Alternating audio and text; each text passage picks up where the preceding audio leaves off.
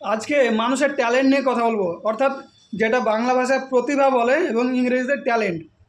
প্রত্যেকটা মানুষের, এই পৃথিবীতে 800 কোটি মানুষ আছে, প্রত্যেকটা মানুষের ট্যালেন্ট আছে।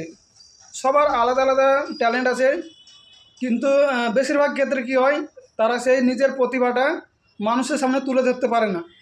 অনেক মানুষ আছে যারা নিজেদের মধ্যে প্রচুর পরিমাণে প্রতিভা আছে, ট্যালেন্ট আছে, কিন্তু সেটা প্রকাশ করতে পারে না, এবং তার পরিবারের মানুষ অথবা তার পড়োশিরা তার ভিতরে যে প্রতিভা সেটাকে বুঝতে পারে না, এবং সে সেটা বুঝতেও দেয় না।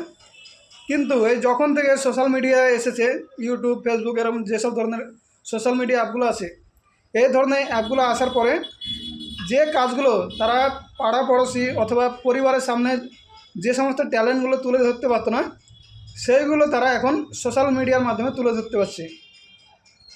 এখন এই ট্যালেন্ট একরকম হয় না। যেমন বললাম, 800 কোটি মানুষ আছে পৃথিবীতে, তো প্রত্যেকটা মানুষের ট্যালেন্ট আলাদা আলাদা ট্যালেন্ট থাকে। কে কোন কাজে দক্ষ সেটা উপরওয়ালাই সৃষ্টি করেছে, প্রত্যেকটা মানুষকে আলাদা আলাদা কাজে দক্ষ করেছে। তো কে কোন জায়গায় ট্যালেন্ট দেখাবে, কে কোন জায়গায় উন্নতি করবে, সেটা তাকে আগে উপরওয়ালা আগে থেকে দিয়ে রেখেছে। সে ওই কাজটাই পারবে। তাকে যদি তুমি অন্য কাজ বলো, অন্য কাজে তুমি উৎসাহিত করো, সে কিন্তু সে কাজে বেশি উৎসাহ হবে না, এবং সে কাজটা তার দ্বারা ভালো হবে না।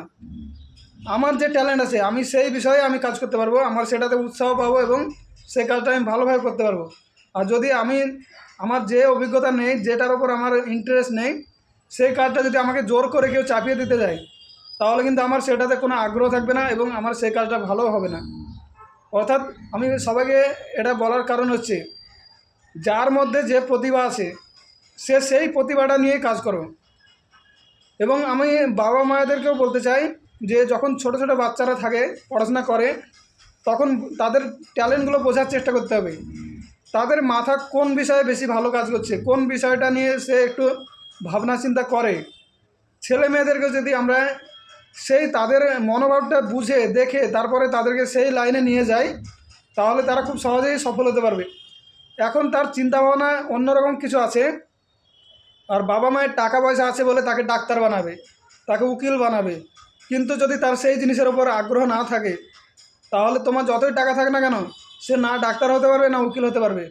অর্থাৎ ছেলে মেয়েদেরকে আগে বোঝার চেষ্টা করতে হবে তাদের মধ্যে কোন ট্যালেন্ট আছে, এবং তারা কোন জিনিসটা একটু বেশি আগ্রহের সাথে করতে চায়।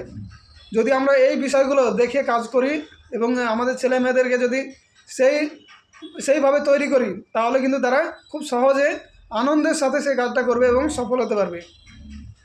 তো ট্যালেন্টকে চাপা দিয়ে রাখা যায় না, এবং ট্যালেন্ট কারো মাথায় জোর করেও চাপিয়ে দেওয়া যায় না।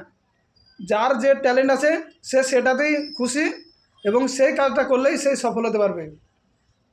অর্থাৎ আমার এই ভিডিওটা করার উদ্দেশ্য হচ্ছে, কেউ কাউকে কোনো কিছু জোর করে চাপিয়ে দেওয়া যায় না। মানুষ তার ইচ্ছা শক্তি যদি থাকে, যে কাজের ওপর আমার আগ্রহ থাকবে, যে কাজের ওপর আমার ইচ্ছা থাকবে, আমি সেই কাজ করলেই সফল হতে পারবো। তো আমার এই কথাগুলো কেমন লেগেছে অবশ্যই একটা সুন্দর গঠনমূলক কমেন্ট করবে, এবং ভিডিওটা শেয়ার করে সবাইকে দেখার সুযোগ করে দেবে।